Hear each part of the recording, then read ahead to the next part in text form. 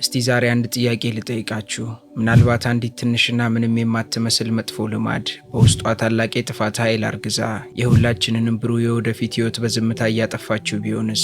ሁል ጊዜ ማታ ማታ ስንተኛ የምናልመው ያ ትልቅ የስኬት የነፃነትና የደስታ ህይወት በየቀኑ ሳናውቀው በምንደጋግመው አንድ አጥፊ ልማድ ምክንያት መንገዱ ሙሉ ለሙሉ ተዘግቶብን ቢሆንስ? መልሳችሁን እያሰባችሁበት፣ እኔ ግን አንድ አስገራሚ እውነት ልንገራችሁ። ሁላችንም በውስጣችን እጅግ ገራሚ የሆነ አቅም፣ ተሰጦና ብሩህ አይምሮ አለን። ነገር ግን ይህንን አቅማችንን አውጥተን ዓለምን እንዳናስደምም የሆነ የማይታይ የብረት ሰንሰለት እጃችንን አስሮ ይዞናል። ጓደኞቻችንና አብረውን ያደጉ ሰዎች ወደፊት ሲገሰግሱ፣ እኛ ግን የራሳችንን ህልም እያወቅን ነገር ግን ከሶፋው ላይ መነሳት አቅቶን እድሜያችን ሲባክን እያየነው በውስጣችን እናለቅሳለን። የሚገርመው ነገር አብዛኞቻችን ይህን ችግር ቀን በቀን እየተጋፈጥ ነው፣ ግን ምን እንደሆነ አስተውለነው አናውቅም። እስከዛሬ ህይወታችሁን እየፈተነው ያለው ነገርና ወደ ኋላ እየጎተታችሁ ያለው ነገር ምን እንደሆነ ካላወቃችሁ ሁሉም ነገር እየሆነ ያለው በልማዳችሁ ምክንያት መሆኑን ልነግራችሁ እወዳለሁ። ልማዱን የተቆጣጠረ ሰው ባህሪውን ይቆጣጠራል። ባህሪውን የተቆጣጠረ ሰው ደግሞ ለነገሮች እንዴት አድርጎ መልስ መስጠት እንዳለበት በሚገባ ያውቃል። በእነዚህ ነገሮች ላይ ማስተር ያደረገ ሰው ደግሞ ዕጣ ፈንታውን መቆጣጠር ይችላል። እናንተም ይህ የመጥፎ ልማዶች ጥርቅም ህይወታችሁን እየቀማችሁ ከሆነ ለሚቀጥሉት 21 ቀናት ብቻ አምናችሁኝ ምንም አይነት ማመካኛ ሳትሰጡ ራሳችሁን ለመቀየር ቆርጣችሁ ተነስታችሁና ያንን ህይወታችሁን የገዛውን መጥፎ ልማድ ለመስበር ከወሰናችሁ በህይወታችሁ ነፃነትን አውጃችሁ ባርነትን ታስወግዳላችሁ። ዛሬ ሁላችንም አንድ ላይ ሆነን የህይወታችንን ትልቁንና እጅግ ወሳኙን ጉዞ እንጀምራለን።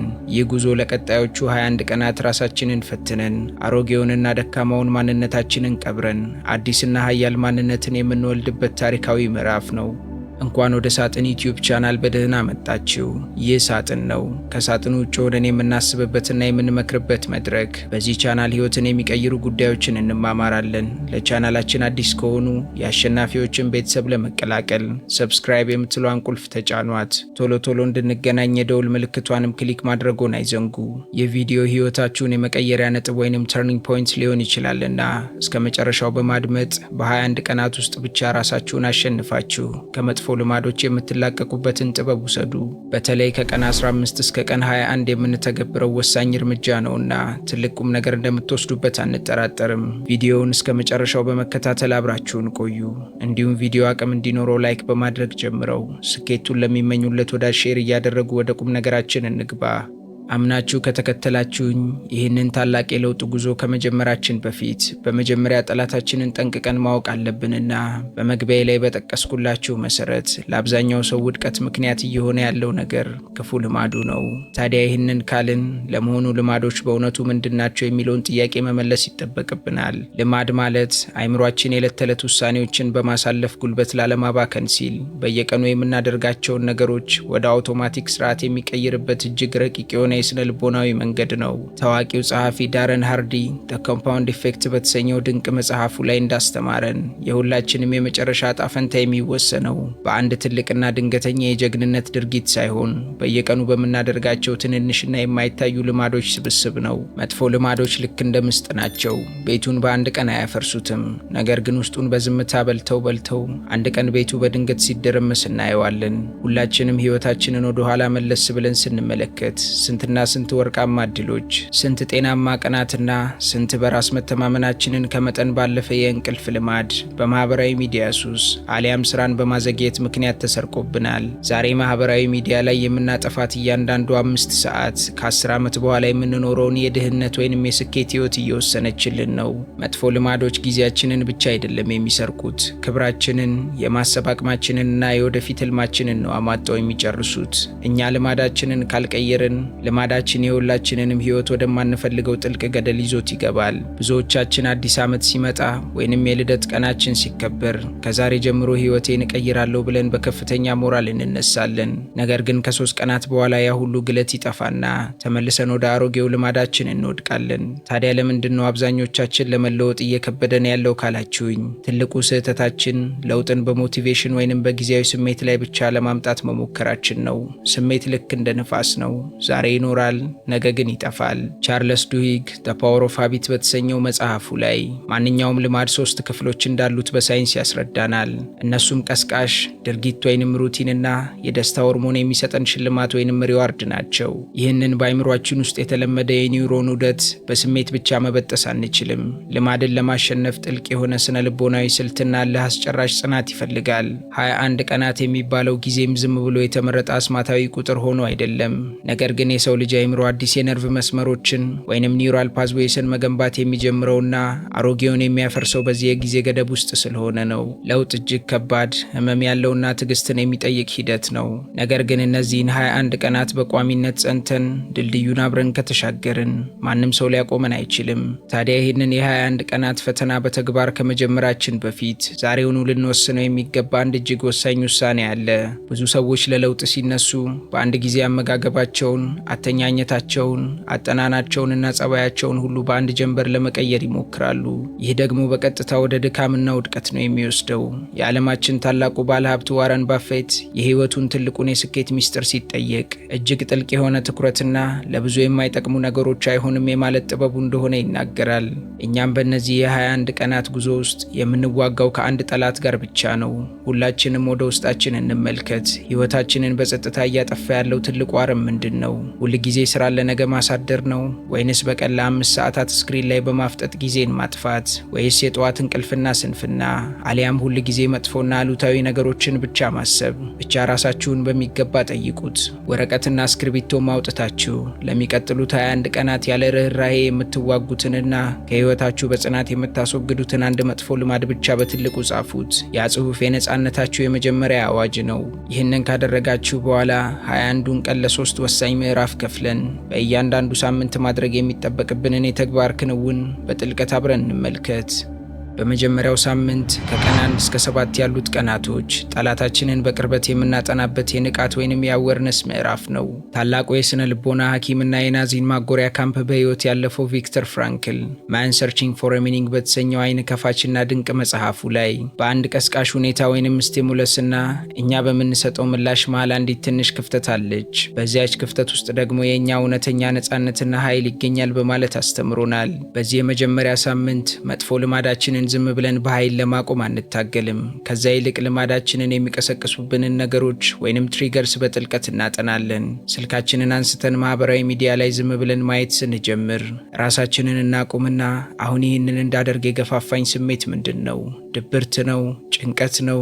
ወይንስ ብቸኝነት ብለን እንጠይቅ። ይህንን ስናደርግ እኛና ልማዳችን አንድ እንዳልሆንንና አይምሯችንን ከውጭ ሆነን መቆጣጠር እንደምንችል ማወቅ እንጀምራለን። የትኛው ሰዓት ላይ እንደምንሸነፍ፣ ከየትኛው ጓደኛችን ጋር ስንሆን ልማዳችን እንደሚቀሰቀስ ማስታወሻ ደብተራችን ላይ እንመዘግባለን። አስተውሉ፣ ንቃት ሲኖር ቁጥጥር ይኖራል። ቁጥጥር ሲኖር ደግሞ ታላቅ ድል ይኖራል። ጠላታችንን ካወቅን በኋላ ወደ ሁለተኛው ሳምንት ማለትም ከቀን 8 እስከ ቀን 14 ወዳሉት ጊዜያት ስንሸጋገር የጨዋታው ህግ ሙሉ በሙሉ ይቀየራል። የተፈጥሮ ህግ እንደሚነግረን ባዶ ቦታ ሁል ጊዜም በሌላ ነገር መሞላቱ አይቀርም። አንድን መጥፎ ልማድ ከህይወታችን ነቅለን ስናወጣ በውስጣችን ትልቅ ባዶነት ይፈጠራል። ይህንን ባዶነት ካልሞላ ነው አይምሯችን ወደ ቀድሞ ቆሻሻ ልማድ መመለሱ አይቀርም። ጄምስ ክሌር በዓለም ዙሪያ በሚሊዮን በሚቆጠር ኮፒ በተሸጠው አቶሚክ ሃቢትስ በተሰኘው ድንቅ መጽሐፉ ላይ መጥፎ ልማድን ዝም ብለህ ማጥፋት አትችልም፣ ነገር ግን በሌላ የተሻለ ልማድ መተካት ወይንም ሪፕሌስ ማድረግ ትችላለህ በማለት አስገራሚ መፍትሄ ይሰጠናል። ማታ ስልካችንን ከፊታችን አርቀን ጊዜ ማጥፋት ስናቆም እጃችንና አይምሯችን እረፍት ያጣል። አንድ ነገር አድርገኝ ብሎ ይጮሃል። ይህን ጊዜ አዲስ ነገር መስጠት አለብን። ለምሳሌ ያክልም ስልካችንን መጠቀም በለመድንበት ቦታና ሰዓት ላይ መጽሐፍ የማንበብ ልምድን እናስቀምጥ፣ አሊያም ውሃ እንጠጣ፣ ወይንም ተነስተን የአካል ብቃት እንቅስቃሴ እናድርግ። ስንፍናን በስራ፣ ሐሜትን በጥሩ ንባብ፣ አሉታዊ አስተሳሰብን በምስጋና መተካት ስንጀምር አይምሯችን ያንን አሮጌ ልማድ ቀስ በቀስ እየረሳውና በአዲሱ አምራች ልማድ እየገነባው ይመጣል። በዚህ ጊዜ ማስተዋል ያለባችሁ ወሳኝ ነገር እኛ መጥፎ ልማዶችን ማፍረስ ብቻ ሳይሆን ያለብን አዲስ ህይወትን በፈረሰው ቦታ ላይ የመገንባት ኃላፊነትም እንዳለብን ነው። ይህንን በሚገባ ተግብረን በመጨረሻውና እጅግ ወሳኙ ሳምንት በሆነው ከቀን 15 እስከ ቀን 21 ባሉት ቀናት እውነተኛ ማንነታችንን እንቀይራለን ወይንም አይደንቲቲ ትራንስፎርሜሽን ማድረግ እንጀምራለን። ካሮል ድዌክ ማይንድሴት በተሰኘው መጽሐፏ እንዲሁም ስቴቨን ኮቪ ዘ 7 ሃቢትስ ኦፍ ሃይሊ ኢፌክቲቭ ፒፕል በተሰኘው ስራቸው እንዳስረገጡት እውነተኛና ዘላቂ ለውጥ የሚመጣው ከውጭ ወደ ውስጥ ሳይሆን ከውስጥ ወደ ውጪ ነው። ማጨስ ለማቆም እየሞከርኩ ነው በሚል ሰውና እኔ አጫሽ አይደለሁም በሚል ሰው መካከል የሰማይና የምድር ያህል የውጤት ልዩነት አለ። ክርስቲያኖ ሮናልዶና ማይክል ጆርዳን በዓለም ታሪክ ታላላቅ ስፖርተኞች የሆኑት በየቀኑ ልምምድ ስለሚያደርጉ ብቻ ሳይሆን አይምሯቸው ውስጥ እኔ በማንኛውም ሁኔታ ተስፋ የማልቆርጥ ጠንካራ አሸናፊ ነኝ የሚል የማይሰበር ማንነት ስለገነቡ ነው። በዚህ የመጨረሻ ሳምንት እኛም ድርጊታችንን ብቻ ሳይሆን ለራሳችን ያለንን እይታና አስተሳሰብ መቀየር አለብን። በዚህ ጊዜ እኛ ሰነፎች አይደለንም። እኛ ጊዜያችንንና ህይወታችንን የምንቆጣጠር፣ ለራሳችን የገባነውን ቃል የምናከብርና ጠንካራ ስነ ስርዓት ወይንም ዲሲፕሊን ያለን አዳዲስ ሰዎች እየሆንን ነው። የውስጥ ማንነታችን ሲቀየር ውጫዊ ድርጊታችን ያለምንም ትግል ይከተላል። ነገር ግን በዚህ የ21 ቀናት ጉዞ ውስጥ ሁላችንም ልንጠነቀቃቸው የሚገቡ 5 ገዳይ ስህተቶች አሉ። የመጀመሪያው ስህተት ሁሉንም ነገር በአንድ ጀንበር ለመቀየር መሞከር ሲሆን ይህም አይምሮን አድክሞ ወደ ኋላ ይመልሰናል። ሁለተኛው ደግሞ ፍጹምነትን ወይንም ፐርፌክሽኒዝምን መፈለግ ነው። አንድ ቀን ስህተት ስንሰራ ወይንም ስንሸነፍ ሁሉንም አበላሸውት ብለን ሙሉ በሙሉ ተስፋ ቆርጠን እናቆማለን። ሶስተኛው የአብዛኛው ሰው ስህተት ደግሞ ሞቲቬሽንን ብቻ ተደግፎ መጓዝ ነው። ሞቲቬሽን የደስታ ሆርሞን የሆነው ዶፓሚን ሲቀንስ አብሮ ይጠፋል። በዚህ ጊዜ ስራችንንም አብረን እናቆማለን። አራተኛው ስህተት ደግሞ ራሳችንን ለመቀየር እየሞከርን ነገር ግን አሁንም በዛው መጥፎ ጓደኛና አሉታዊ አካባቢ ወይንም ኔጌቲቭ ኢንቫይሮንመንት ውስጥ መቆየት ነው። አምስተኛውና ትልቁ ስህተት ደግሞ አንድ ጊዜ ስለወደቅን ብቻ እኔ አልችልም ብሎ እጅ መስጠት ነው። የዓለማችን ጠንካራው ሰው ዴቪድ ጎግንስ ካንት ሀርት ሚ በሚለው መጽሐፉ ላይ አይምሯችንን ለስቃይና ለፈተና ማደንደን እንዳለብን ያስተምረናል። በአራተኛው ቀን ብንሸነፍ እንኳን ዓለም አላበቃችም። ወዲያውኑ አዋራችንን አራግፈን ከስህተታችን ተምረን በአምስተኛው ቀን ጉዟችንን በከፍተኛ ኃይልና ቁርጠኝነት መቀጠል አለብን። ውድቀት የለውጥ ሂደት አንድ አስፈላጊ አካል እንጂ የጉዞ መጨረሻ አይደለም። ይህንን የ21 ቀናትን ለአስጨራሽ ትግል በጽናትና በድል ስናጠናቅቅ ከምናገኘው ጊዜያዊ ነፃነት ባሻገር በውስጣችን አስገራሚ የሆኑ የስነ ልቦና ለውጦች ይፈጠራሉ። በአይምሯችን ውስጥ አዳዲስ የነርቭ መስመሮች ወይንም ኒውሮፕላስቲሲቲ ስለሚገነቡ ያንን መጥፎ ልማድ መተው ምንም አይነት ትግል ስለማያስፈልገው ቀላልና አውቶማቲክ ድርጊት ይሆንልናል። ከሁሉም በላይ ግን ለራሳችን ያለን ክብር በ10 እጥፍ ያድጋል። ምክንያቱም እኛ ማለት ለራሳችን የገባነውን ቃል አክብረን የፈጸምን ታማኝ ሰዎች ሆነናል። የኤሎን ማስክን ወይንም የቢል ጌትስን ታሪክ ብንመለከት እነሱ በአንድ ጀንበር ዓለምን አላናወጡም።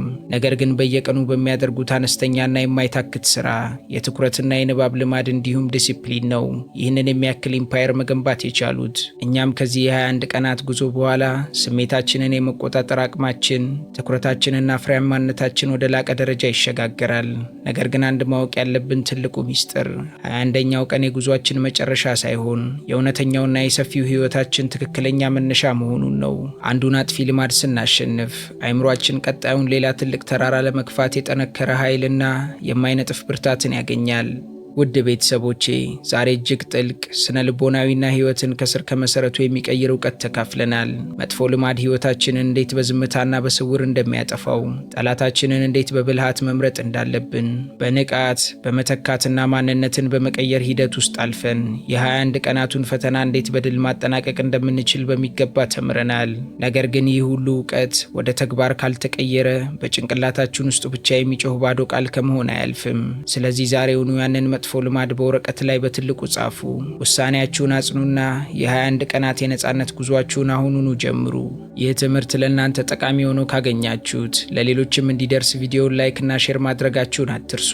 እንዲህ አይነት ጥልቅና አስተማሪ የሆኑ የህይወት ክህሎትና ስነ ልቦናዊ ቪዲዮዎችን በየጊዜው ለማግኘት ቻናላችንን ሰብስክራይብ ያድርጉ። የ21ዱን ቀን መጥፎ ልማድ የማስወገድ ፈተና በሚገባ ከዛሬ ጀምሮ ለመተግበር ከወሰናችሁ መልሳችሁን በኮሜንት ሳጥን ውስጥ አስቀምጡልኝ።